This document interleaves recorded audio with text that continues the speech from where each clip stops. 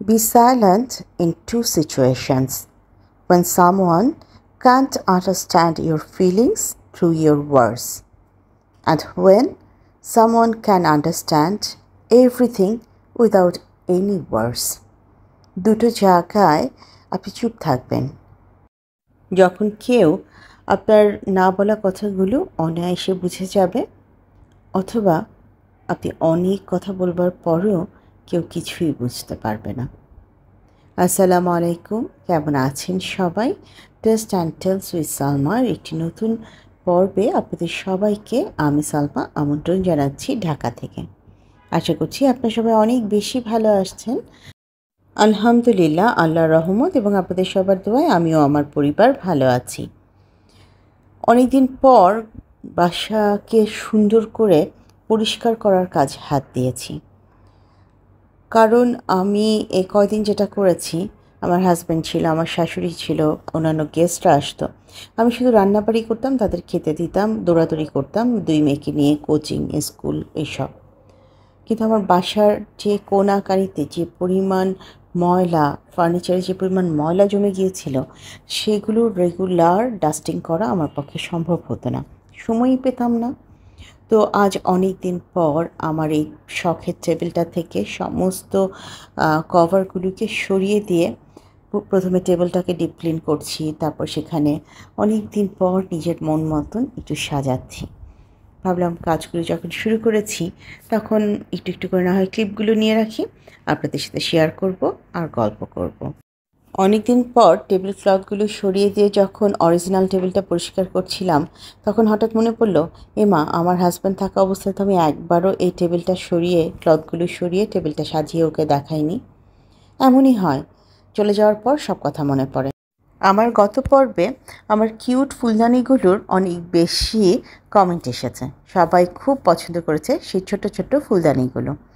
আসলেও এই ফুলদানিগুলোর কথা আমি বেমালুম ভুলে গিয়েছিলাম, শুধুমাত্র লিপি আপার একটা কমেন্টের কারণেই এটার কথা আমার মনে পড়েছে। আরেকটা আনন্দের খবর হলো, আমাদের হানিমধু আইডি থেকে বিথি আপু সুস্থ হয়ে আমাদের মাঝে ফিরে এসেছেন।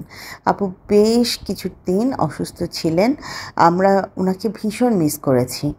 তবে এখন আপু সুস্থ হয়ে ফিরে এসেছেন এবং আমার গত পর্বে এত চমৎকার একটা কমেন্ট করেছেন। আপুর কমেন্টটা দিয়েই না হয় আজকের আপুদের কমেন্ট পড়ার অধ্যায়টা শুরু করি। হানিমধু আইডি থেকে বিথি আপু লিখেছে, ওয়াও মাশাল্লাহ আপু, কি সুন্দর সুন্দর ফুলদানি, তোমার অর্গানাইজিং এও চমৎকার হয়েছে। তুমি যে কোনো কাজ বারবার ঘুরিয়ে ফিরিয়ে করে দেখাও বলেই তোমার কাজগুলি নিখুঁত সুন্দর হয়। ভিডিওতে তোমার ইউনিকে দেখলে ভীষণ ভালো লাগে। দোয়া করি মা মনিদের নিয়ে সবসময় অনেক ভালো থাকো। প্রিয় আপু, আমরাও দোয়া করি তুমি তোমার পরিবার নিয়ে অনেক বেশি ভালো থাকো। তুমি, লিপি আপা, তোমাদের কমেন্ট ছাড়া আমাদের কেমন যেন একটা শূন্যতা বোধ হয়, মনে হয় কি জানি নেই, কে জানি নেই। গল্প করতে করতে আমি মোটামুটি আমার টেবিলটা গুছিয়ে নিয়েছি। ওই যথারীতি এদিক থেকে দেখছি, ওদিক থেকে দেখছি, ঠিক হচ্ছে কিনা দেখছি। হাফসা আপুর একটা সাজেশন ছিল, আমি যেন মানি প্ল্যান্টগুলোকে একসাথে রাখি এবং অন্য গাছগুলোকে একসাথে রাখি। তো সেইখান থেকেই আমি আবার এই গাছগুলোকে কিন্তু আলাদা করে ফেলেছি। পার্পল হার্টকে আমি একটা টবে রেখেছি, মানি প্ল্যান্টকে আমি অন্য টবে সরিয়ে দিয়েছি। ঘুরিয়ে ফিরে তো আপনাদেরকে দেখাচ্ছি কেমন হলো, আপনারাও বলবেন আজকে টেবিল ডেকোরেশন কেমন হলো। অনেক তো টিউলিপ দিয়ে সাজিয়েছি, আজ একটু ফ্রেশ লিভস দিয়ে সাজিয়ে দেখছি কেমন লাগছে আমার খাবার টেবিলটা। আসলে টেবিলটার উপর কভার থাকে বলে টেবিলটার নিচের সৌন্দর্য হারিয়েছে, তাই আজ তাকে বেপর্দা করে তার সৌন্দর্য নিয়ে চলে এসেছি আপনাদের সামনে। খালি যে টেবিলের 12টা বেজে গিয়েছে তা না, আমার প্রত্যেকটা শোপিস ভর্তি ধুলা বালি হয়ে গিয়েছে। এমনিতেই তো ধুলাবালির কোনো অভাব নেই, এতদিনের অযত্নে সেগুলো যেন বেশ শক্তপোক্তভাবে নিজেদের বাসস্থান ঠিক করে নিয়েছে। তাই যতটুকু সম্ভব ধীরে সুস্থে এগুলোকে পরিষ্কার করছি। আর পরিষ্কার করতে করতেই খবর এলো আজ আমার খালা আসবেন না। বিশ্বাস করুন, এই একটা খবর আমার উপরে পুরো ঝড় বইয়ে দিয়েছিল। আমি একরকম প্ল্যানিং করে কাজ শুরু করেছিলাম, তখন অন্য রকম প্ল্যানিংয়ে আমাকে চলে যেতে হয়েছে। চটজলদি ঘরগুলো গুছিয়ে আমাকে রান্নার প্রিপারেশন করতে হয়েছে, এবং সেটা এতটাই ম্যাসাকার হয়েছিল যে আজ কোনো রান্নার ক্লিপই আপনারা আমার কাছ থেকে পাবেন না। কাজ করতে করতে 11:30টার দিকে খবর পেলাম খালা আসবেন না। তখন চটজলদি কী রান্না করব তেমনও কোনো প্ল্যান খুঁজে পাচ্ছিলাম না। এদিকে গত দুদিন ধরে মুষলধারে বৃষ্টি হচ্ছে। আমাকে যেতে হবে আমার মেয়েকে স্কুল থেকে পিক করবার জন্য, ওর প্যারেন্টস মিটিংয়ে জয়েন করবার জন্য। ছোটো মেয়েটাও এখন আলাদা একটা কোচিংয়ে যাওয়া শুরু করেছে। দুই মেয়ের কোচিংয়ের পাশাপাশি টাইম, মানে একটা হুলস্থুল হয়ে গিয়েছে আমার উপর দিয়ে। আর সেই হুলস্থুল মুহূর্তগুলোকে ক্যামেরা বন্দি করবার মতন কোনো চান্সই আমার ছিল না। হয় না, আসলে দু হাত দিয়ে কাজ করে শেষ করা যাচ্ছে না, খানিকটা সেই পর্যায়েই পড়ে গিয়েছিলাম। তো আমার পরিস্থিতি তো আপনাদের সামনে তুলে ধরলাম। এবার না হয় আমার প্রিয় আপুদের কিছু কমেন্ট আপনাদের সাথে শেয়ার করি। আজ পড়ছি সুলতানা ব্লগস থেকে সুলতানা আপুর কমেন্ট। আপু লিখেছেন, আপু ইনশাআল্লাহ তোমাদের ইউনিকে দেখতে আমার ছেলে মেয়ে চলে আসে। আমি যখন তোমার ভিডিও দেখি ওরা বিড়াল খুব পছন্দ করে। মাশাআল্লাহ, খুব কিউট তোমাদের ইউনি। ভালো থেকো আপু, অনেক ভালোবাসা রইল। খুব সুন্দর কথা বলেছ। হ্যাঁ আপু, আত্মীয়তার হক রক্ষা করা উচিত। ডাবের পানি খাওয়া খুব উপকারী, প্রতিদিন অন্তত আধা ঘন্টা হাঁটা উচিত আমাদের। কিছু আপুর কমেন্ট বলে খুব সুন্দর করে। আপু তোমাকে অনেক অনেক ধন্যবাদ। আর মামুনি এবং বাবা সোনা দুজনের জন্যই অনেক অনেক আদর ও ভালোবাসা রইল। ওরা যে ইউনিকে এত ভালোবাসে সেটা জানতে পেরে আমিও খুব খুশি হলাম। বলুন তো আমার ক্যাবিনেটের উপরটা দেখতে এখন কেমন লাগছে? ওখানে যে একটা গোল বোলের মতন পিঙ্ক কালারের শোপিস ছিল, সেটাকে সরিয়ে দিয়ে কিছুটা এইভাবে সাজিয়ে নিলাম। কেমন লাগছে জানাবেন কাইন্ডলি। আপনাদের কোনো সাজেশন থাকলে সেটাও জানাবেন। আর এই যে এদিকে ইউনি, এই যে ইউনি আসেন। আমি যে টেবিল ক্লথগুলো নিচে রেখেছি তার উপরে তিনি কন্টিনিউয়াস লাফালাফি ঝাপাঝাপি দুষ্টুমি করে যাচ্ছেন। মানে আমি যেখানে কাজ করব, আমি যেখানে থাকব, ওখানে এসে কিছু মাতব্বরি ওনার না করলে একেবারেই চলে না। এই যে চলছে লুকোচুরি খেলা, কোনোভাবেই ওনাকে ওখান থেকে সরানো যাচ্ছে না।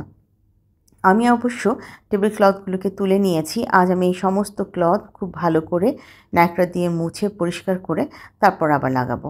আর এদিকে ফ্রিজের উপরে যে কভারটা ছিল, যে ক্লথটা ছিল, সেটাকেও নামিয়ে পরিষ্কার করে নিলাম। প্রায় 20-25 দিন হয়ে গেছে আমি আমার ফ্রিজের উপর এবং অন্যান্য জিনিসগুলো এভাবে ডাস্টিং করি না। আর ওই যে উনি ওখান থেকে বসে বসে দেখছে কিভাবে আমি ডাস্টিং করছি, কোথা থেকে লাঠিটা নড়ছে, কখন ওনার কাছে যাবে উনি একটু ওই লাঠিটা ধরবে।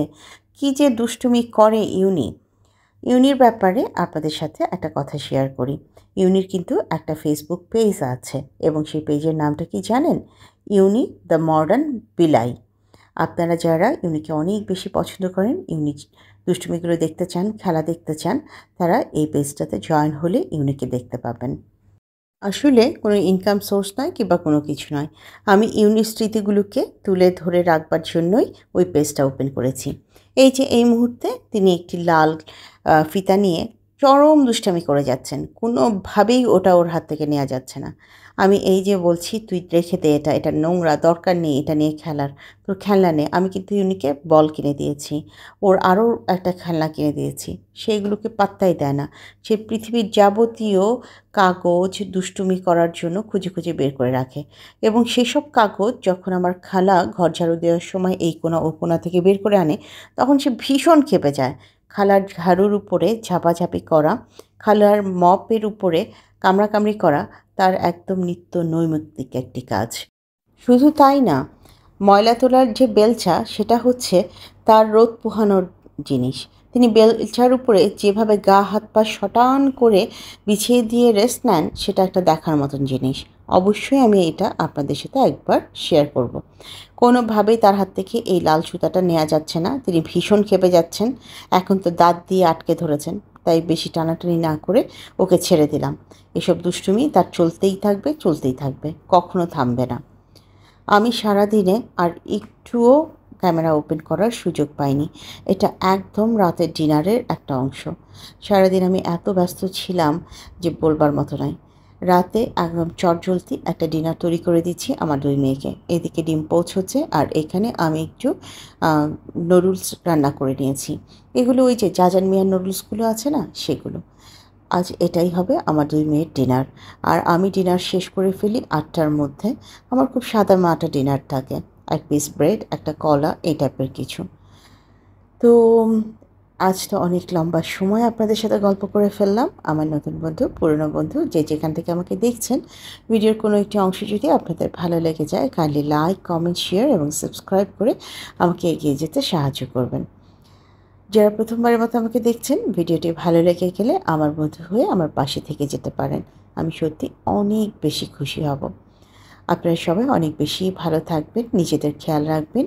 ডেঙ্গুর প্রবণতা বেড়েছে, সাবধানে থাকবেন। আজ তাহলে এখান থেকেই বিদায় নিচ্ছি।